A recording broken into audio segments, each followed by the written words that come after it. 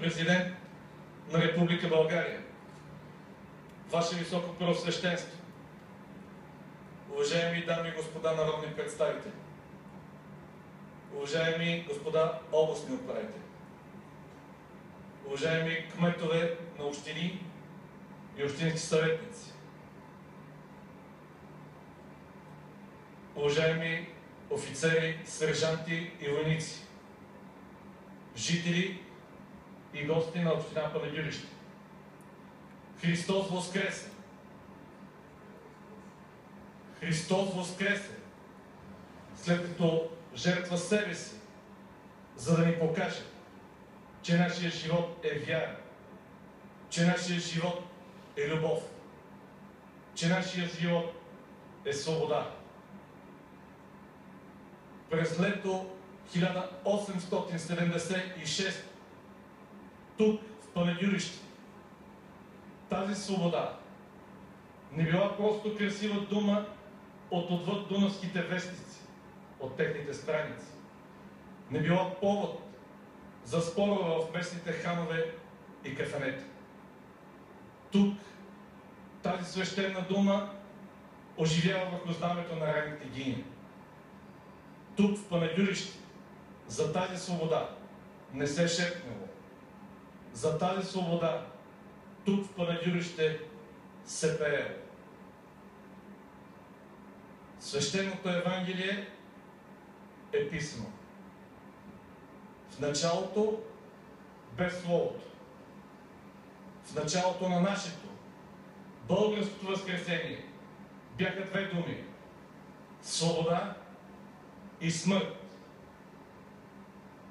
Тези две думи възкресиха онзи български жилов инстинкт за свобода, който гаснеше под петвековното турско робство, под ярема на една от най-зловещите империи в човешката история. Този жилов инстинкт накара ръката на панагюрица да отсече черешата, за да направи топ. Накара ръката на поп Груил да благослови въстанието. Накара ръката на Райна да вземе иглата. И хиляди мъжки ръце погариха за последно главите на децата си, преди да посегнат към камата и револвера. Този кръст на българското разпятие и на българското възкресение. Днес, 141 години по-късно, тук в Панагюрище за свободата не се шепне. Тук за свободата отново се пее. Тук тази свещена дума свобода има своето значение, своя смисъл и живот. Днес, онези априлски дни от 1876 година, дни на слава и трагизъм, все още ярко живеят във всеки един панагюрски дом. С разказите за бекчет, балканджи и йоловци и хубави яни, с песните ридания на майките, които приспивали за последен път своите рожби и ги завивали с черната пръст. С тътена на камбаните на нашите опожарени църкви. Нищ духом е този, който не ги чува. Жалко, че и днес, след тези ясни думи и послания от онзи април, те все още са обект на псевдоинтелектуална дискусия и политическа акробатика.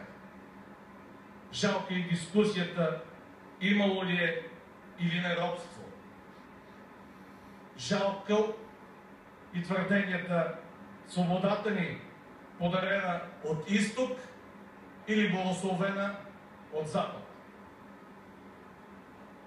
Тук в Панагюрище за нас панагюрци изток и запад не значат.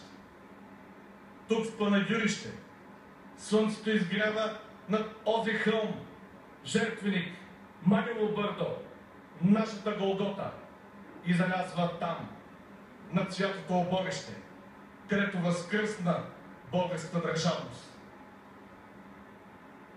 Бъдещето на България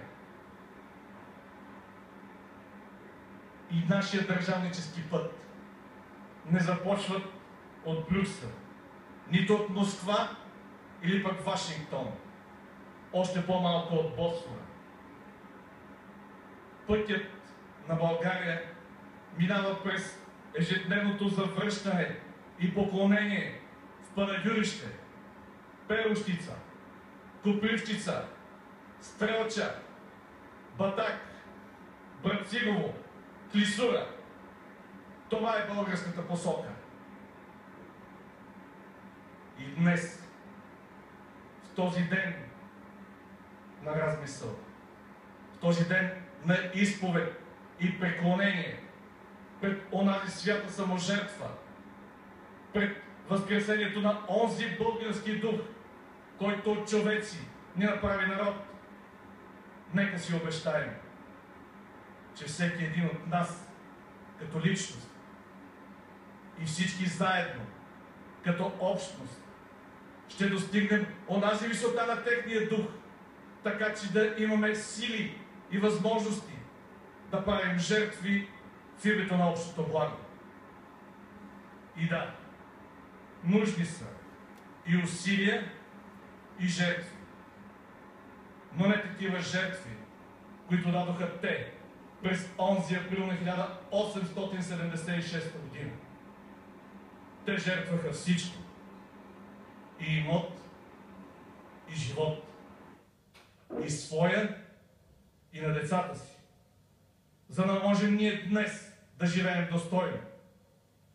Душите на предците ни са светлиците, които осветяват пътя към Голготата, който ние днес, живите, трябва да извървим. Днес, ние крещящо имаме нужда от ново възраждане, от възкресение. Защото днес робството е вътре в нас. Нарича се нихилизъм, нарича се омраза, нарича се апатия. Днес нашата битка е духовна, защото имаме територия и държава, а губим цели поколения. Имаме свобода и мир, а нямаме единение. Липсва ни градивност, липсва ни позитивизъм. И днес най-много ни липсва онази спойка, ония български дух, който от население ни превръща в народ. И днес ние трябва да имаме вяра. Вяра в себе си и вяра в другите до нас. Вяра в бъдещето. Днес ние трябва да повярваме в силата на българския род, сам да сътворява и отстоява бъднините си. И с малки крачки, и с левски скоци да вървим напред и нагоре. И с ясната цел, единна и силна България. Да живее Панагюрище и Бог да пази България!